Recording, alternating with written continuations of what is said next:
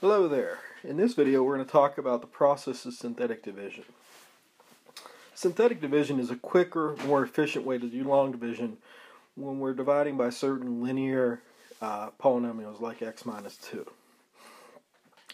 To see how synthetic division works, we first begin with a long division problem. So we're dividing x minus 2 into this polynomial x cubed minus 3x plus 4. So we begin by saying, okay, x would go into x cubed, x squared times, and we multiply. And remember, of course, in long division and any kind of division, once we multiply, we subtract. And so we would add down, and we'd have 2x squared, and then we would bring down.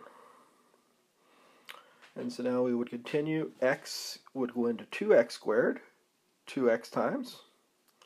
And again, we multiply. And then we subtract. So we change the signs, and we'd add down, and again bring down.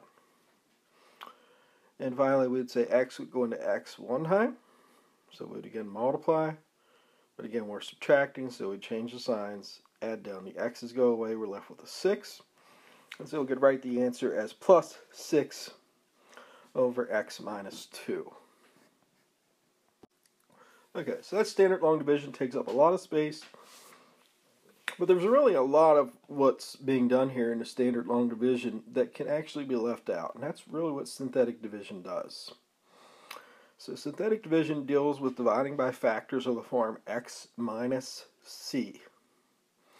If you happen to have a factor where it's x plus a number like x plus 5, then c would be a negative 5. So here it's in the form x minus 2, so we begin by writing down 2. And then what we do is we strip a lot of the structure away, worrying about the x cubes and stuff, and we just write down the coefficients.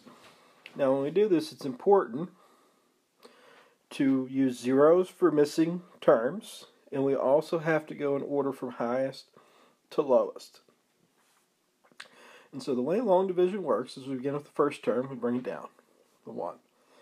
And then we're going to take the 2 there, the x minus 2, the 2 that we're dividing by, and say, hey, the 2 times 1 would be 2.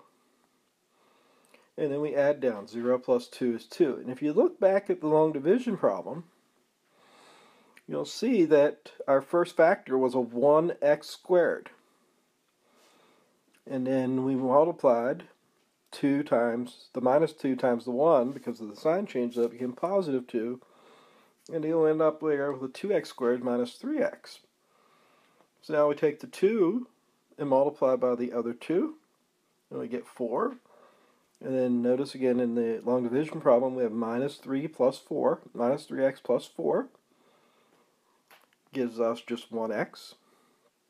And then we multiply again, 2 times 1 is 2, 4 plus 2 is 6, and you can see 6 is our remainder. And then the 1, 2, 1, those are the coefficients of our polynomial x squared plus 2x plus 1. To help you with the synthetic division process, let's kind of consider what happened here. We took first the 1 and brought it down. We then multiply. 2 times 1 is 2, and then we add down. That gives us the 2, and then we multiply. 2 times 2 is 4. And then negative 3 plus 4 is 1. So we bring that down. And then 2 times 1 is 2. And then we add down 4 plus 2 is 6. And again, if you kind of examine here, alright, first we were going into x cubed. That was our first term, so that went in one time. That's where the 1 was coming from in our synthetic division. And then when you change the signs, 2 times 1 is 2. That's where the 2 is coming from. 0 plus 2 is 2.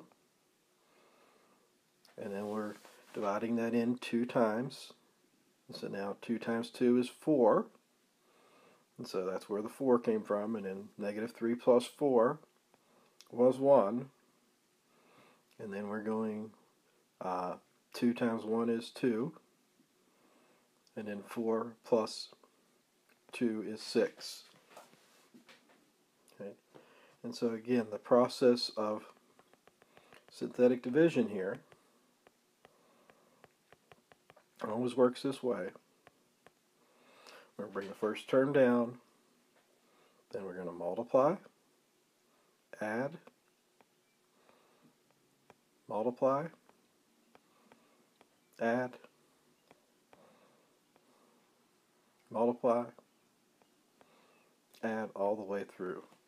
And that's how synthetic division works. And that will give us our result. It will be 1 degree smaller than it was before. It was a cubed, so now it'll be, first term would be a 1x squared plus 2x plus 1, and then the sixth, the last term, is our remainder, be written as 6 over x minus 2. Okay, so now we're going to look at a couple of examples of using synthetic division to find the quotient remainder. Here we have the problem x cubed plus 5x squared plus 6x minus 2 divided by x minus 4. So we begin, it's x minus 4, so we would write down to 4. And then I'm writing down the coefficients of my polynomial, 1, 5, 6, and negative 2. And we just carry the synthetic division process through. The 1 comes down. Make it back up a little bit. And then we'll do 4 times 1 is 4. 5 plus 4 is 9. And then we multiply. 4 times 9 is 36. 6 and 36 is 42. And then finally 4 times 42 is 168. Negative 2 plus 168 is 166. That's our remainder. And then we write this down.